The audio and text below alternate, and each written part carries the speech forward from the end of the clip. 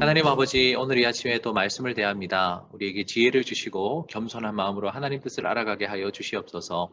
예수님 이름으로 기도합니다. 아멘. 오늘 말씀 요한복음 5장 1절에서 16절입니다.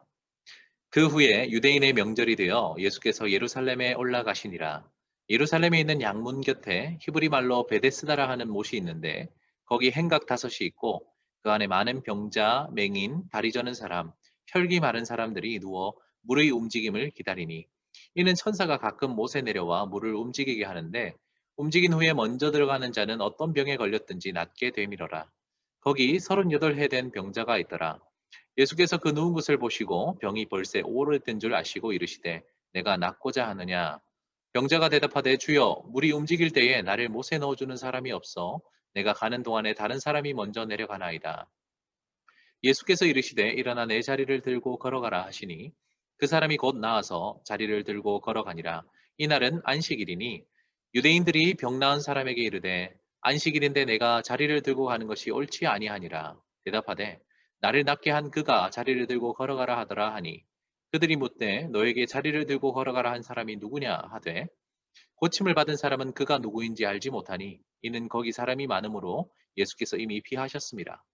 그 후에 예수께서 성전에서 그 사람을 만나 이르시되 보라 내가 나았으니 더 심한 것이 생기지 않게 다시는 죄를 범하지 말라 하시니 그 사람이 유대인들에게 가서 자기를 고친 이는 예수라 하니라. 그러므로 안식일에 이러한 일을 행하신다 하여 유대인들이 예수를 박해하게 된지라. 아멘. 성도님 여러분, 저는 오늘 본문 말씀 중에 5장 16절 한 절 말씀으로 오늘 나눔을 하려고 합니다. 첫 번째로 이 16절 말씀이 저에게 주신 도전이 있다면 우선 38년 된 병자를 보게 했습니다. 오늘 5절 말씀을 보면 오랫동안 병에 시달린 이 병자를 우리 주님께서 불쌍히 여기시고 8절에 낫게 하셨죠. 고쳐주셨습니다. 그런데 이 일을 놓고 10절 말씀 보면 많은 유대인들이 안식일인데 너는 지금 이 안식일의 전통을 어기고 자리를 들고 이동하는 이 모습이 과연 옳으냐라고 이렇게 의문을 가지게 됩니다.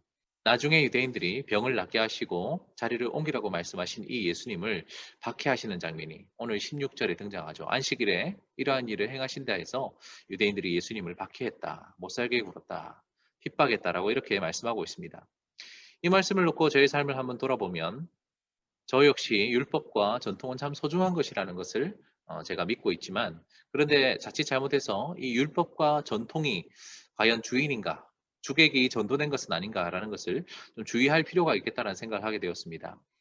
오늘 말씀 보시면 첫 번째로 치유 사건이 등장하는데 이 오래된 병, 아무리 오랜 세월 동안 아무도 구원해 줄 수 없었던 38년 된 이 병자를 예수님께서 치유하셨는데 이 일을 놓고 하나님께 영광 올려드리고 감사해야 될 텐데 오히려 유대인들은 나는 저런 율법을 범하지 않았는데 저 사람은 율법을 지금 범하고 있구나. 자신의 의로움을 드러내는 도구로 사용되는 것을 보고 내가 참 조심해야겠다라는 그런 생각을 하게 되었습니다. 또한 우리 예수님께서 안식일의 주인이셔서 그분이 경배를 받으시고 우리의 주인이 되시고 우리의 메시아 되심을 감사해야 될 텐데 사람들은 오히려 예수님을 박해하고 있다라는 이 모습이 얼마나 우리가 일상 가운데서 주객 전도되는 일을 많이 마주하게 되는가 하는 것을 볼 수 있습니다. 오늘 말씀을 따라 change, 제 삶의 변화를 추구하는 것이 있다면 먼저 안식일에 대한 안식일을 비롯한 모든 율법과 전통에 대한 저희 자세를 잘 점검을 해야 될 것 같습니다. 우리가 흔히들 안식일을 지킨다, 주일을 지킨다라고 말하는데 사실 내가 안식일을 지키는 것이 아니라 안식일이 나를, 안식일이 교회와 성도를 지킨다는 것을 잊지 말아야겠다는 생각을 하게 되었습니다. 주객이 전도돼서는 안 되겠다는 이야기죠.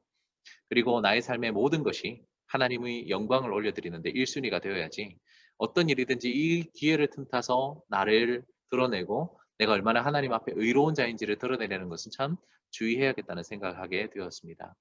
여러분들은 어떤 말씀으로 은혜를 받았습니까? 우리 동영상 하단에 댓글로 말씀을 남겨주시면 감사하겠고 좀 더 나아가서 제가 했던 방식으로 삼시의 방식으로 우리 큐티 나눔을 풍성하게 서로 나누었으면 좋겠습니다. 우리 같이 기도하고 마치도록 할까요? 하나님 아버지, 우리의 모든 삶의 중심이 되시고 모든 율법과 전통의 주인이 되신 우리 하나님을 온전히 올려드릴 수 있는 오늘 하루의 삶 되길 바랍니다. 주객 전도가 일어나지 않도록 항상 전통보다 주님을 앞세울 수 있는 우리 모든 청소년들 되게 도와주시옵소서. 예수님 이름으로 기도합니다. 아멘. 오늘도 수고 많았습니다. 내일 주말 아침에 만납시다.